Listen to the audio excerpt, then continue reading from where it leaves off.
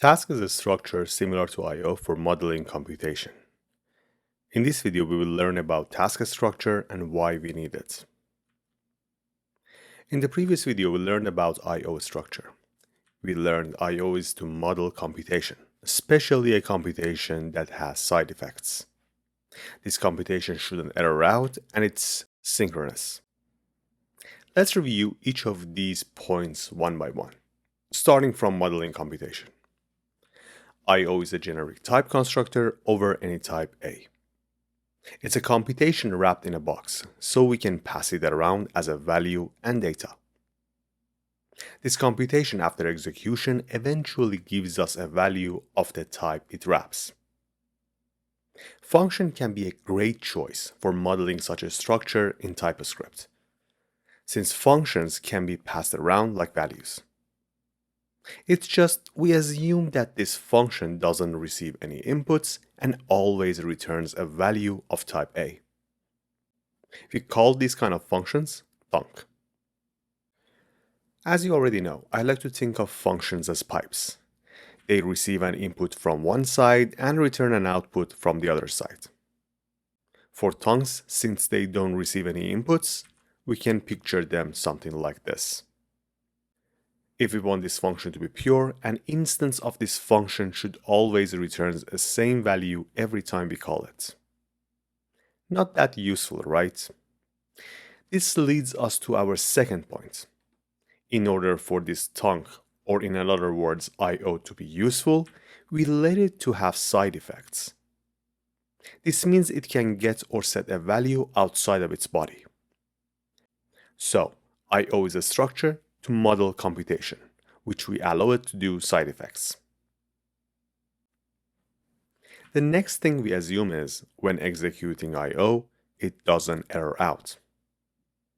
And finally, I/O computation should be synchronous. This means when we execute I/O, it will block the execution until it's done. Let's see why I/O is always synchronous. Let's say we want to implement a function fetchBooks that fetches a list of books from a web server. The return type of fetchBooks is a promise. This is an asynchronous computation that does a side effect of reaching to the web. As you already know, as soon as we introduce promise in our code, we're kind of stuck with it. We need to design all our code asynchronously from then. But can we somehow use I/O to model this computation, although that it's asynchronous? Well, we know creating and returning a promise is definitely synchronous. So instead of focusing on asynchronous nature of our final feature, let's focus only on the returning part.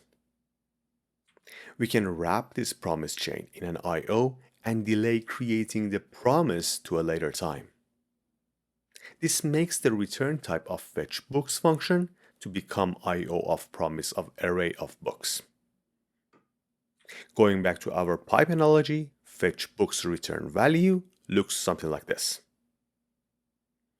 Now the question is, can we somehow merge and compose I/O and promise together? Can we create a new structure that abstracts the promise part? As a matter of fact, we can define such a structure. We can merge I/O and promise and name it task. Task models computations that can have side effects. Task cannot throw errors or have internal promise rejections. And task is asynchronous. Now the question is, how can we work with task? Well, the answer is same as I/O, either option, and all other structures we've seen so far. We apply operations on task using existing type class operations it supports. One such operation is a map function. We can have a map function for task because task is a functor. Basically, map can convert task A to task B just by knowing how to convert A to B. More precisely, if we have a function f from A to B, by applying that to map, we immediately receive a function from task A to task B. In the next video, we will see how to define this map function specifically for task. but you can try to define it yourself as an exercise. Map is one of the operations we can define over task.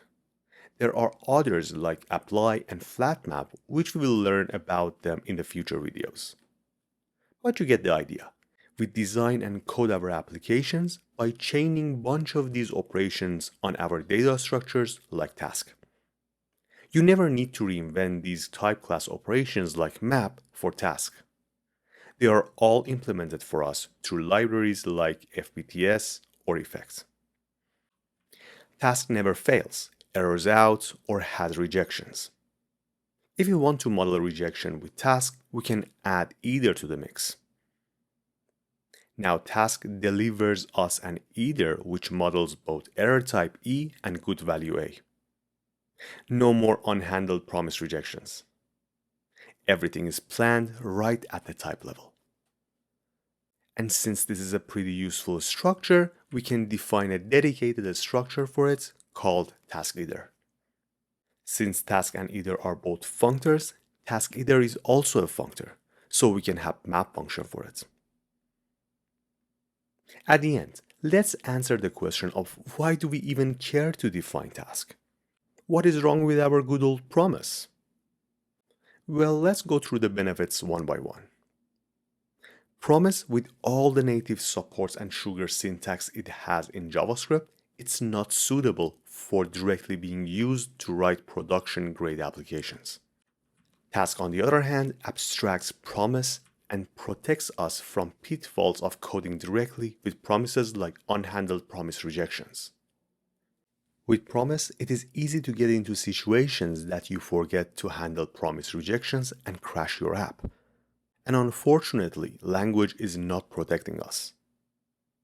If you're interested to dig deeper, I have a dedicated video on how vulnerable we are coding directly with promises.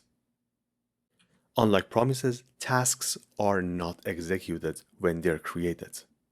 We trigger and execute them when we're ready. But the most exciting outcome of using tasks is that synchronicity becomes an unnecessary detail for us. Either your code is synchronous and designed with I/O, or it's asynchronous, it will look the same. Let's look at an example. Roll dice is a function that when it's called, it returns a random number from 1 to 6. Well, random output makes our function impure.